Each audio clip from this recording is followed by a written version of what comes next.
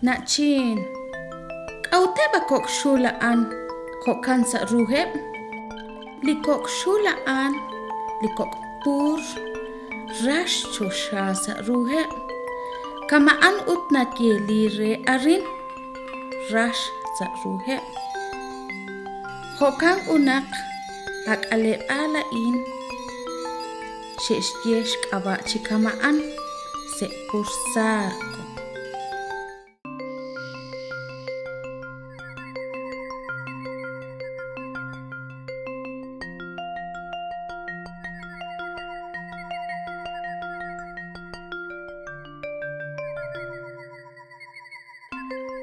Ilako, lao nakota liman chirulita narahna shke naksutsuko shpane lilok lahkiche tishta ail di polochik.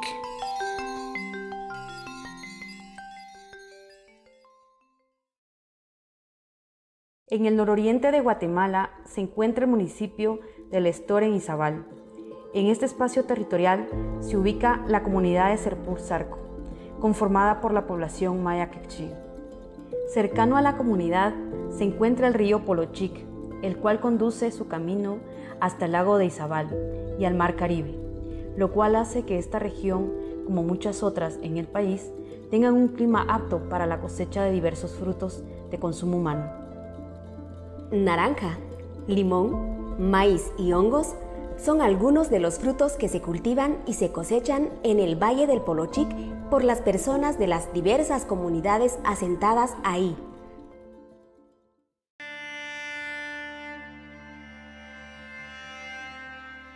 Si nos acercamos a una revisión histórica, podemos identificar que Guatemala ha sido marcada, entre muchas cosas más, por el despojo y el racismo hacia las poblaciones indígenas. Y esto lo vivieron en carne propia muchas comunidades en el área quechí. Laura Hurtado Paz y Paz, en su libro titulado La histórica disputa de las tierras del Valle del Polochic, enumera 4 despojos que se llevaron a cabo en esta región. El primero hace alusión al establecimiento de los pueblos de indios durante la invasión española. Esto les despojó de sus tierras y los concentró en grupos para su control y dominación, siendo despojados también del estilo de vida que tenían antes. El segundo corresponde a la Reforma Liberal de 1871, en donde el despojo de tierras a través de los gobiernos liberales acapararon las tierras comunales para comenzar con lo que sería el sistema finca. Y como se necesitaba mano de obra, las personas indígenas eran esclavizadas y obligadas para el mantenimiento de dichas fincas, cuyo principal producto era el café. Durante este periodo es necesario recordar cómo desde los intereses económicos de exportación se consolida el sistema ferrocarrilero que funcionó a costa de miles de indígenas. Esto se ve principalmente en la región de Alta Verapaz. Con la incursión de alemanes, la compra de fincas para la producción del café y la agudización de los procesos de blanqueamiento de la población indígena. El tercer despojo corresponde a que las tierras fueron compradas por la bananera del Polochic en 1927. Entre 1949 y 1978 ocurrieron varios hechos trascendentales para la población citadina, pero también de las comunidades ubicadas en el Valle del Polochic. Durante este periodo fue cuando la United Fruit Company tuvo su apogeo a través del despojo de tierras. La Revolución del 44 representó de alguna manera una luz en cuanto a la devolución de tierras a quienes por derecho histórico les pertenecen. Pero con la contrarrevolución, dicho plan no tuvo cabida y más bien las tierras regresaron a los terratenientes de las fincas que se quedaron con grandes porciones de tierra en este territorio y con el control de la población por medio de las condiciones laborales. Tomando en cuenta esto, también debemos mencionar que la lucha por la recuperación de las tierras por parte de la población maya perduró y ha perdurado ante todos estos despojos que hemos descrito. Dentro de ese proceso de resistencia territorial se puede mencionar una de las primeras masacres ocurridas durante los 36 años de guerra en el país, la masacre de Panzós. El 29 de mayo de 1978, el mundo se estremeció con la noticia de que en Panzós, Alta Verapaz, en Guatemala, decenas de personas fueron masacradas por el ejército del gobierno del presidente Cajel Eugenio Logerud García. El escenario de la masacre fue la plaza central del municipio, en la que se encontraban concentrados unos 1000 campesinos que se manifestaban pacíficamente por una solución a los conflictos por la tierra que llevaban sin resolverse años. A tenor de esta situación, el ejército disparó con ametralladoras contra los manifestantes, dejando tras de sí una estela de 53 muertos, entre hombres, mujeres y niños, y 47 heridos. Este suceso fue considerado el inicio de la implantación de una política de terror del Estado, puesto que en los años sucesivos se registraron masacres, desapariciones, torturas, ejecuciones extrajudiciales fueron algunas estrategias usadas hacia la población que se oponía de alguna manera a las acciones del gobierno. Dentro de estos crímenes también está lo que constituye parte principal de nuestro recorrido por la memoria, la violencia sexual hacia las mujeres indígenas.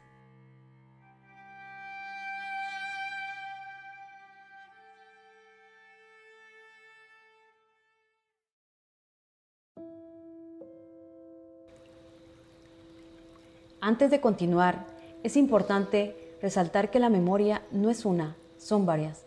A través de ella construimos el pasado para traer al presente y caminar con ello. Pero entonces, ¿por qué es importante revisar nuestra memoria e historia a través de las mujeres indígenas? Esto se debe a que la memoria está atravesada por el género, es decir, la memoria se construye conforme a lo que una persona ha vivido, relacionándose con otras personas. Y las vivencias de estas están atravesadas por el género con el que caminan por la sociedad. En este caso, también por la etnia, entre otras cosas que analizaremos más adelante. Para poner un ejemplo, en tu familia hay memorias que se trasladan de generación en generación, lo que hace que existan memorias familiares como lo que hacía tu abuela, lo que decía tu abuelo, lo que ocurrió en un cumpleaños de tu papá. Es decir, la memoria se construye también en colectividad. Tomando en cuenta que la población guatemalteca no solo se constituye por hombres ladinos o mestizos, es necesario escuchar la memoria de las mujeres indígenas para poder poseer una visión amplia de los hechos del pasado y poder transitar así en este presente.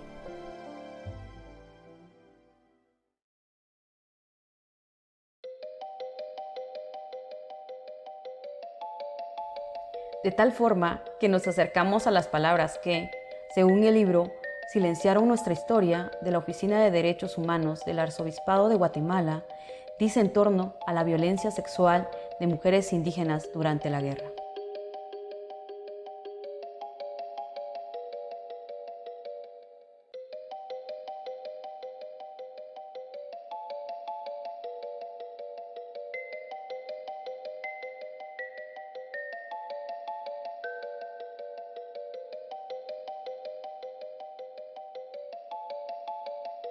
Ubicándonos nuevamente al territorio de Sepurzarco, podemos deducir que la misma fue invadida en los años 80 por un destacamento militar, construido por los pobladores, quienes además fueron víctimas de desapariciones forzadas o detenciones ilegales.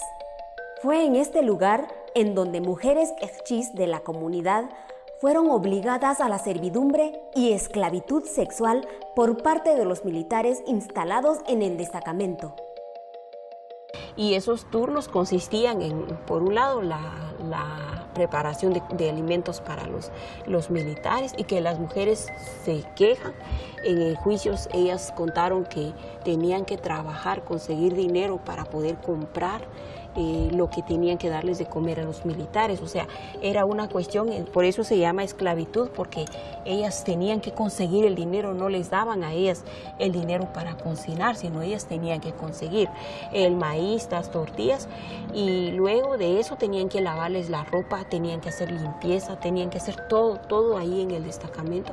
Pero además de eso, luego de terminar, como ellas cuentan, las violaban. Los militares hacían turnos violaban primero los de alto rango, luego los de bajo rango las terminaban violando.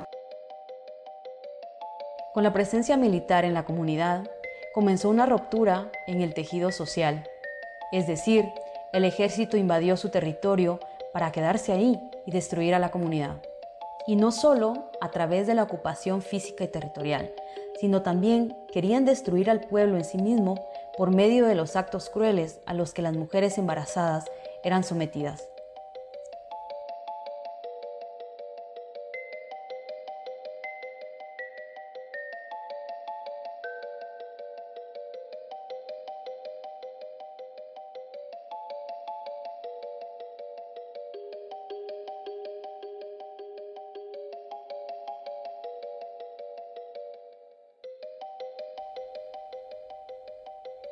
El hecho de querer destruir a los pueblos a través del cuerpo de las mujeres revela cómo las ideas del Estado no son funcionales para nosotras ni para los pueblos indígenas. Esto lo podemos observar en nuestro presente con una continuidad en el proceso de criminalización, persecución y casos de femicidio en el país. Como hemos mencionado, no se puede separar estos hechos y verlos sin considerar que habitamos un país cimentado en el racismo histórico y estructural, es decir, las ideas de que hay una raza inferior, de que las mujeres eran madres de futuros guerrilleros. Esto dice mucho de cómo ha cambiado el discurso racista. Si en la colonia las personas indígenas eran haraganes, borrachas, durante la guerra eran guerrilleros, subversivos o madres de guerrilleros.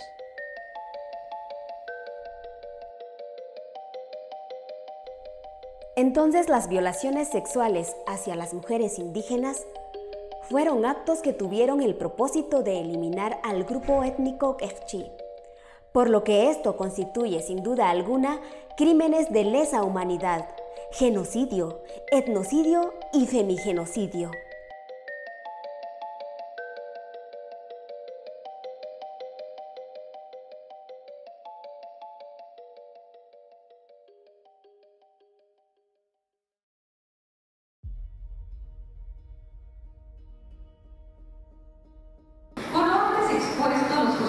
Consideramos que el acusado José Efraín Ríos Montt tuvo conocimiento de todo lo que estaba ocurriendo y no lo detuvo, a pesar de tener el poder para evitar su perpetración.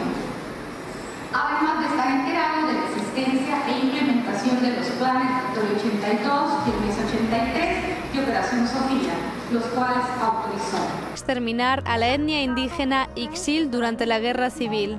Es responsable como autor del delito de genocidio. Por tal delito se le impone la pena de 50 años de prisión inconmutable. En Guatemala, al mencionar el término de genocidio, ocurre una polarización entre quienes afirman que sí hubo genocidio y quienes dicen que no hubo genocidio. Muchas veces esto genera un bloqueo en el proceso de diálogo que como sociedad democrática debemos de construir. En este sentido, es importante catalogar lo que ocurrió bajo términos que permitan la comprensión de los actos violentos que vivieron muchas poblaciones mayas y en este caso las mujeres mayas quechís. Como punto de partida, es necesario comprender a qué nos referíamos con crímenes de lesa humanidad. Escuchemos. Cuando hablamos de lesa humanidad, nos referimos a hechos tan graves que no solo van a repercutir en la vida de la víctima directa, sino que en la totalidad de la humanidad, ¿verdad? Entonces son hechos que nos deberían de ofender a todas las personas y por eso se les denomina delitos de lesa humanidad. La violencia sexual se considera como un delito de lesa humanidad porque violenta fuertemente a las mujeres, ¿verdad? Lo tenemos que ver desde el punto de vista que no es un hecho aislado, ¿verdad? Sino que son hechos que son generalizados, que son sistemáticos porque están respondiendo a una política de Estado que pretende destruir a un grupo de la población. El Estado tiene esa obligación de poder investigar, sancionar y condenar estos hechos y también tomar medidas para que no vuelvan a ocurrir. esto también está relacionado con lo que se considera como crimen de genocidio. En Guatemala, el Código Penal en el artículo 376 hace alusión al delito de genocidio.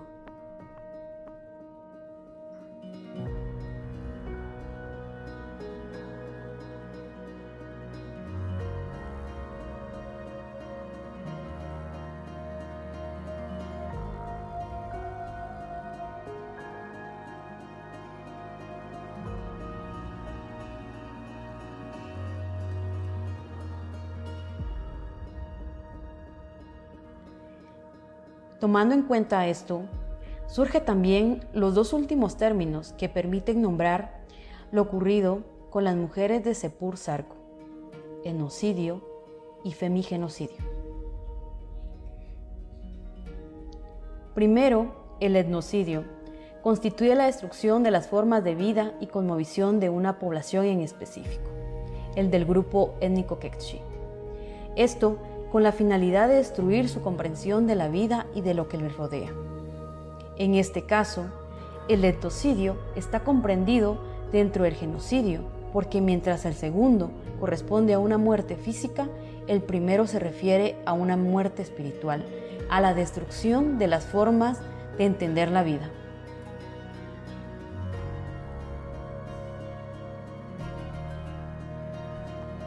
Finalmente, el femigenocidio es descrito por la doctora Marta Casaus de la siguiente manera.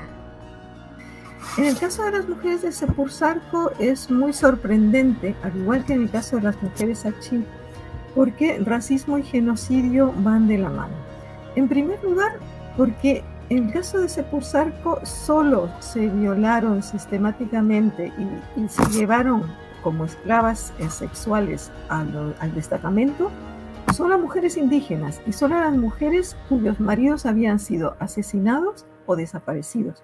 Es por ello que una autora muy brillante, que se llama Rita Segato, crea el concepto de femigenocidio, porque lo que quiere decir es que hay un genocidio que es pública y sistemáticamente utilizado como un arma en contra de las mujeres para realmente desarraigarlas de su población y hacerlas que se desidentifiquen de sus valores. Existen ciertas similitudes entre estos términos, pero veamos las diferencias. La violencia sexual rompió y le faltó a la humanidad, es decir, el Estado incumplió su deber como protector de la población. En este caso, la violencia sexual se puede catalogar como etnocidio, porque rompió con el tejido social dentro de la comunidad de Sepur Zarco, al utilizar la figura de las mujeres como animales u objetos. Se trastocó las formas de comprender la vida. A esto se le agrega la destrucción de los cultivos, la milpa y los gallineros, entre otros, ya que esto representaba una forma de convivencia con las otras formas de vida. La violencia sexual constituye un crimen de genocidio, porque a través del cuerpo de las mujeres se tuvo el propósito de destruir al pueblo quechí de Sepur Zarco, al verlas como madres de futuros guerrilleros. La violencia sexual fue un femigenocidio, debido a que la violencia vivida por las mujeres fue desproporcional. Los militares ejercieron un poder y dominación sobre ellas por el hecho de ser mujeres. No las conocían, no tenían una relación estrecha con ellas. Ellos eran externos a la comunidad y es así como se rompe el tejido social quechí a través del cuerpo de las mujeres de ese grupo étnico.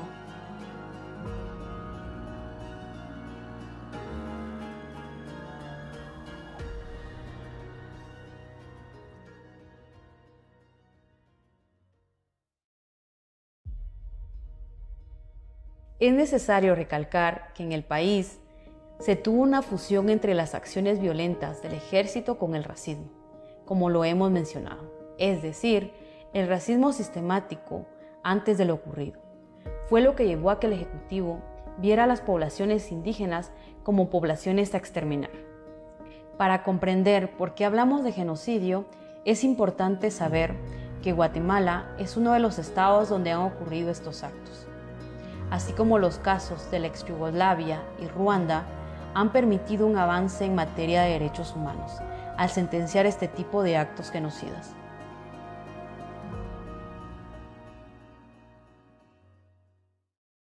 El genocidio de Ruanda fue el resultado del enfrentamiento étnico entre dos comunidades, la Hutu y la Tutsi. Se calcula que entre abril y junio de 1994 fallecieron entre 800.000 y 1 millón de personas. La mayoría eran Tutsis, pero también había un grupo importante de Hutus moderados, Hutus que estaban en contra de esas matanzas y que lo pagaron muy caro. La emisora, la Radio Libre de las Mil Colinas, empezó a lanzar continuos mensajes de odio llamando a la población Hutu a que exterminara a la población Tutsi.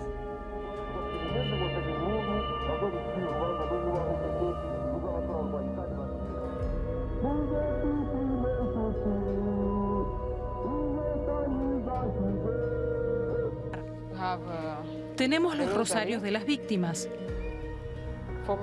y un viejo documento de identidad para mostrar cómo el gobierno separaba a las personas en función de su etnia. Aquí se ve Hutu, Tutsi y Twa. Esta pila bautismal estaba llena de sangre. Cortaban cabezas como si estuviesen cocinando. Y el Tribunal Internacional Penal para la antigua Yugoslavia condenó a 7 altos oficiales del ejército y de la policía de Serbobosnia por su papel en el genocidio de Srebrenica ocurrido en 1995.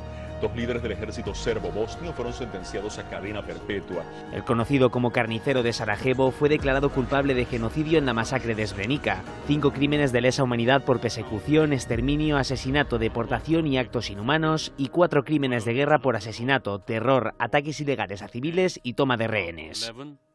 Hostage taking or violation of the laws or customs of war. Esto ha llevado a una esquematización de lo que se comprende como delito de genocidio, planteando varias intencionalidades que contribuyen a comprender mejor estos actos. Aquí podemos nombrar la Convención de 1948, en donde se define al delito de genocidio tomando en cuenta las siguientes partes. Matanza de miembros del grupo. A. Sometimiento intencional del grupo a condiciones de existencia que hayan de acarrear su destrucción física, total o parcial. B. Medidas destinadas a impedir los nacimientos en el seno del grupo. C. Traslado por fuerza de niños del grupo a otro grupo. Para fines de este video, hacemos énfasis en la literal B. Las mujeres como parte fundamental en la vida de las poblaciones, al ser violentadas, como lo hemos mencionado con anterioridad, afectó la generación de vida dentro de la misma comunidad, es decir, tenían el propósito de impedir que nacieran más niñas o niños, ya que podrían ser futuros guerrilleros. Por lo tanto, es importante resaltar que como parte de esto, también los hombres indígenas fueron víctimas de violencia, ya que se les cortaba el pene, continuando con esta lógica de no permitir la reproducción de la vida de la comunidad. Añadido a esto, también ha surgido lo que se denomina como intencionalidades del genocidio, que corresponde a los aspectos que contribuyen al análisis de si algo se puede catalogar como genocidio o no. 1. Provocación de asesinatos masivos o masacres de niñez, personas mayores y mujeres. 2. Destrucción de viviendas y símbolos culturales, religiosos. 3. Cementerios clandestinos o fosas comunes. 4. Deshumanización de las víctimas. 5. Declaración del enemigo público. 6. Eliminación de signos de identidad. 7. Destrucción parcial o total del grupo étnico. 8. Planificación de actos de exterminio. 9. Violencia sexual contra las mujeres. Tristemente en Guatemala, todas estas intencionalidades se cumplen, como hemos podido ver en las fotografías. Entonces preguntémonos lo siguiente. ¿En Guatemala existió o no el propósito de aniquilar a un grupo étnico en específico? ¿En el país se estableció una estrategia para aniquilar al grupo quechí? ¿Cómo nombrarías estos sucesos?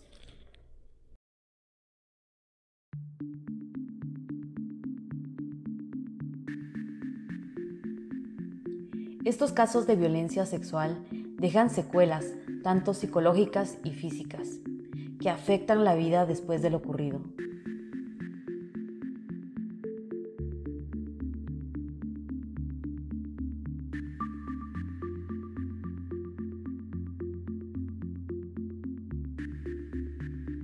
Y ya en la noche les daban las pastillas anticonceptivas y que ellas mismas decían que desconocían qué efecto tenían esas pastillas, pero que eran obligadas porque si no lo tomaban, pues las mataban y las golpeaban. Es a través de estos testimonios que se recalca entonces que el ejército sí tenía un mecanismo de violación sexual. ¿O por qué llevaban esas inyecciones y medicinas? Aquí podemos describir qué es lo que sintieron las mujeres, pero para muchas personas solo serán eso, palabras, adjetivos.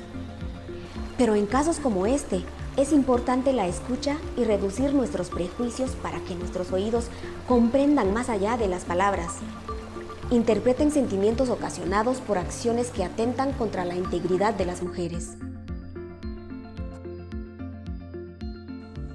A través de los testimonios se puede recabar que las mujeres quechís fueron sometidas por ser vistas como vulnerables, indefensas, lo que ocasionó una sensación de abandono. También nombramos la deshumanización que ocurrió con las mujeres quechí, porque es a través de ese mecanismo que también se les trató durante las violaciones. Y esto no solo ocurrió de manera individual, ya que también involucró cómo las mujeres se relacionaban con su comunidad, porque después tuvieron que vivir con un estigma, con vergüenza o con comentarios diciéndoles que eran guerrilleras.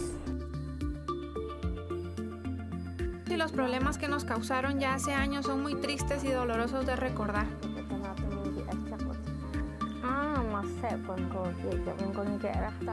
Fueron los grandes ricos quienes nos hicieron esto. Mataron a mucha gente y aún incluso ahora siguen pasando. En la comunidad donde yo vivo hay muchas mujeres que sufrieron lo mismo que yo. Por ejemplo, la violación sexual. Pero no quieren decir lo que pasó. Al contrario, cuando se enteraron que nosotras empezamos a hablar de esto, nos dijeron que somos tontas. ¿Por qué lo dijeron? Se siguen juntando a criticarnos y a decir que somos tontas. ¿Para qué van a hablar de esto? ¿Para qué vamos a hablar de lo que pasó? Esas cosas son las que nos dicen.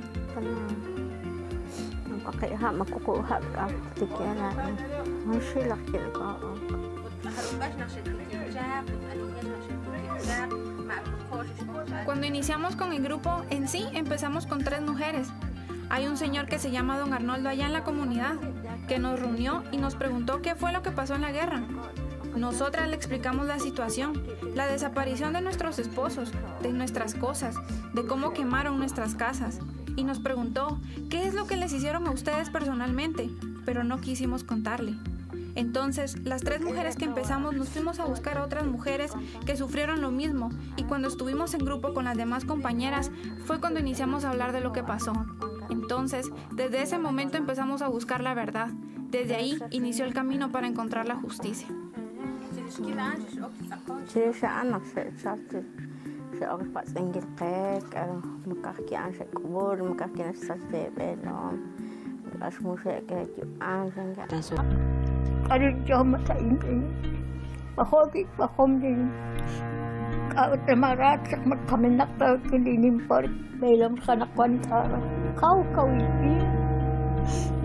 Mi esposo no sé dónde está. Sigo buscando. Me han dicho que ahí en el río Pueblo Viejo lo tiraron. No sé, no lo encontramos. Sigo buscando y me duele mucho. Nosotras fuimos violadas. Fue violado nuestro derecho. Yo viví 6 años en la montaña.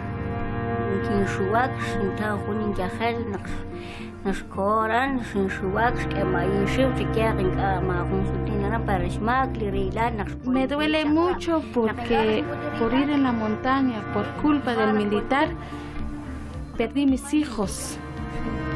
Ahí se murieron mis hijos, mi esposo, y yo soy madre soltera. Es decir, que la violación sexual trastoca a fondo la vida física, colectiva y psicológica de las sobrevivientes de estos hechos, Y es a través del acompañamiento, de romper el silencio, de la valentía de hablar, que los procesos de lucha por la justicia dio inicio al camino de lucha por la justicia, por la memoria y por la verdad.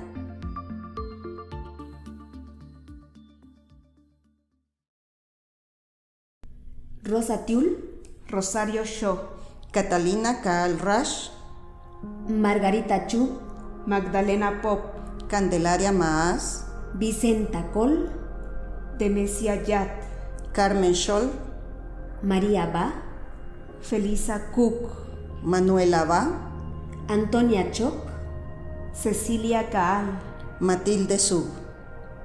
Estos nombres representan una lucha y un logro en materia de derechos humanos de las mujeres indígenas. Son 15 mujeres quechís que en el 2016 iniciaron un proceso judicial en contra de sus perpetradores, Heriberto Valdés Asig, excomisionado militar, y Francisco Reyes Girón, excomandante encargado del destacamento asentado en Sepur Zarco.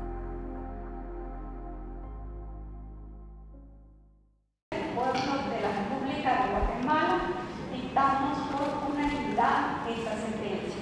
Primero, que los acusados Estela Francisco Reyes Girón y Heriberto Valdés Asig son responsables como autores de delitos contra los deberes de la humanidad, cometido en contra de la vida e integridad de la población de Sepur Zarco.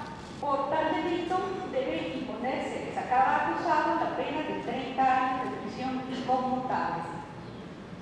El acusado Estela Francisco Reyes Girón es responsable como autor del delito de asesinato cometido en contra de Dominga Koch y Dominga Cook y las niñas Anita Koch y Anita Koch y Ermelinda Koch y Ermelinda Koch. De esta forma, el tribunal, integrado por los 3 jueces, hemos dado cumplimiento a nuestro deber de administrar justicia.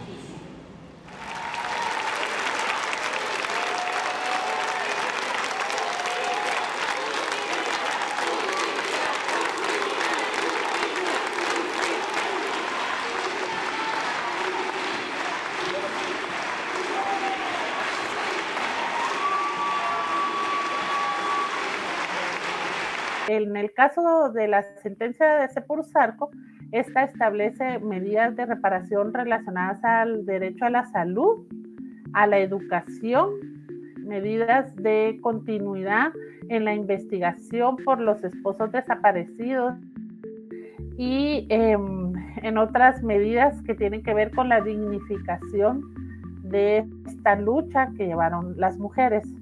Hay que tomar en cuenta que estas medidas de reparación, su fin primordial es la socialización, que llegue al público, ¿verdad? Pueda conocer y escuchar de primera mano lo que sucedió y de qué se trata el caso Sepur Zarco.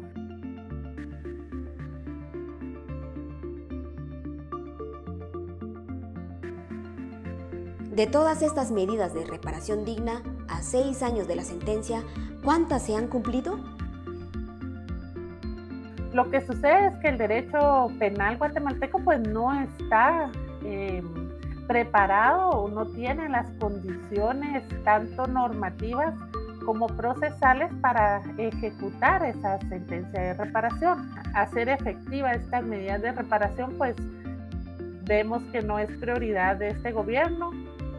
Los avances que hemos podido tener en su momento corren riesgo de sufrir algunos retrocesos por esa falta de compromiso desde el Ejecutivo y especialmente del Presidente de la República para dar cumplimiento a una sentencia que es un hito a nivel mundial. Y vemos también con mucha preocupación que en el caso de la sentencia Achí, el Estado de Guatemala apeló oponiéndose al cumplimiento de las medidas de reparación. Eso lo único que denota es la falta de voluntad política y de compromiso.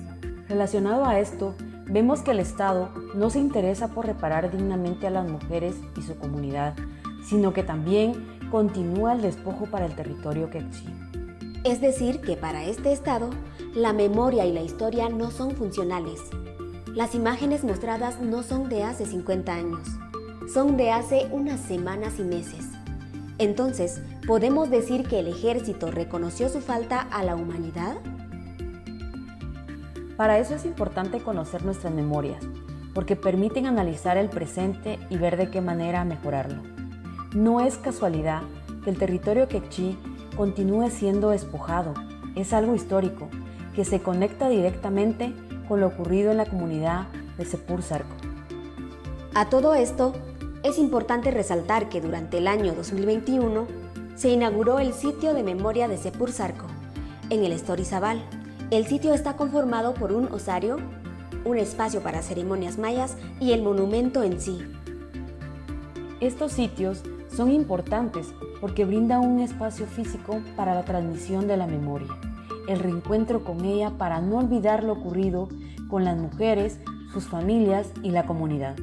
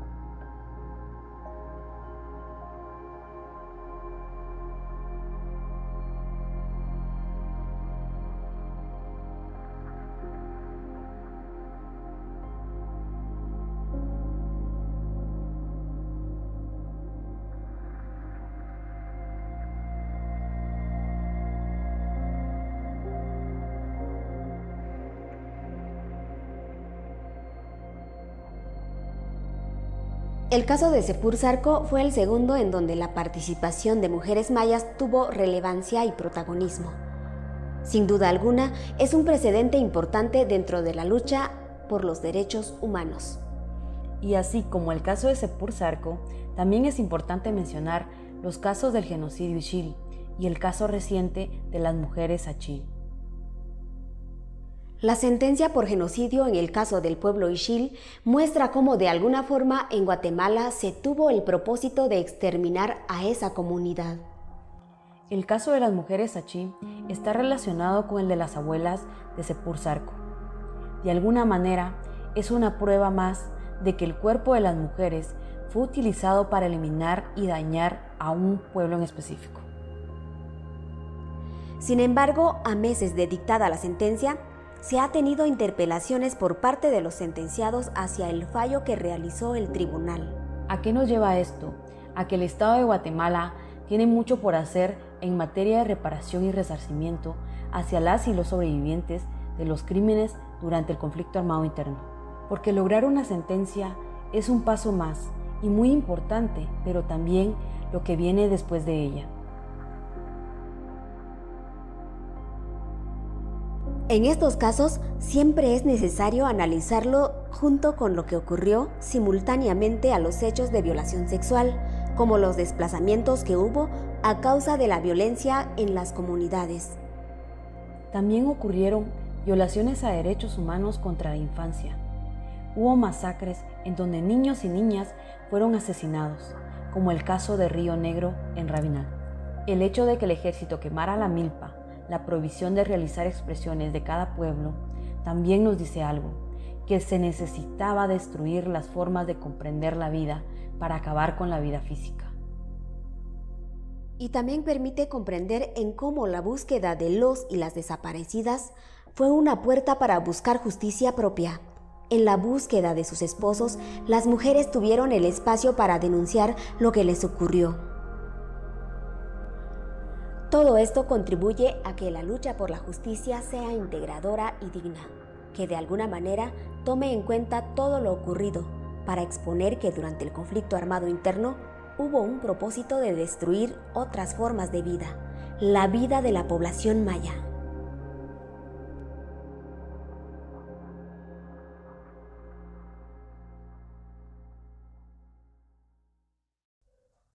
La búsqueda de justicia es un gran camino, que forja otros más. Los casos sentenciados en Guatemala son esos grandes caminos.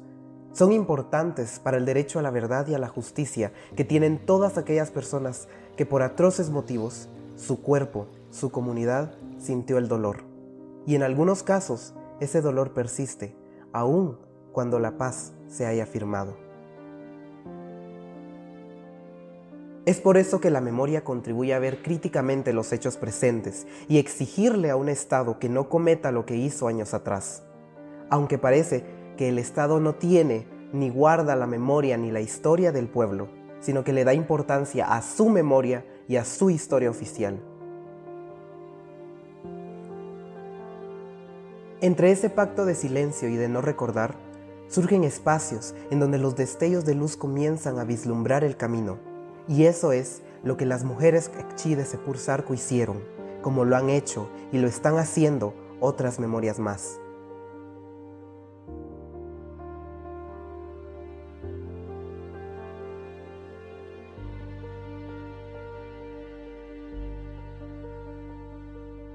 La memoria, el corazón y el acompañamiento de abuelas y abuelos están en esos caminos que nos llevan a conocer nuestra memoria, nuestra historia, porque se les debe a ellos y a ellas.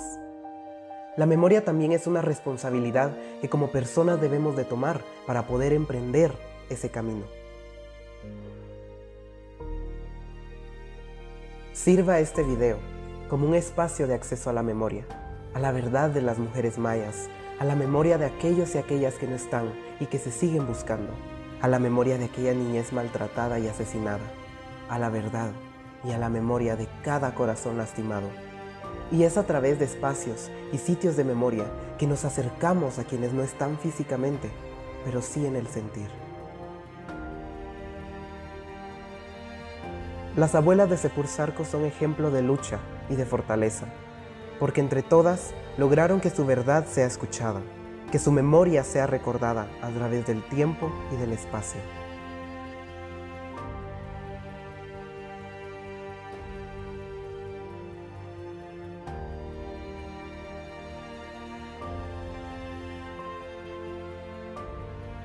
Porque como destellos del alba marcaron un camino, porque como mujeres del alba son luz para la memoria y la verdad.